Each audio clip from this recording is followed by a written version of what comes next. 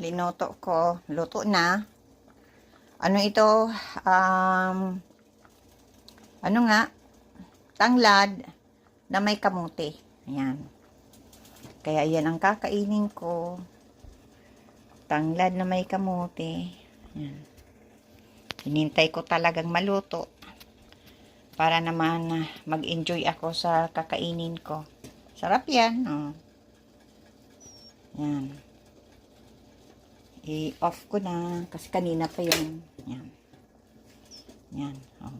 Daming 10 kamuti ang linagay ko dyan. Kaya, ibibake ko sana yung yung kamuti. Kaya lang, naisipan ko i-bake o kung hindi, lagain.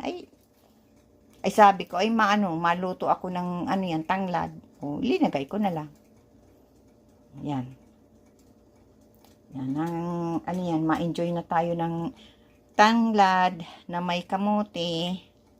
Yan. Yan ang aking lunch. Okay. Anong oras na? Ano na pala? Okay, late na. Okay guys, maraming salamat sa panonood nyo. God bless everyone.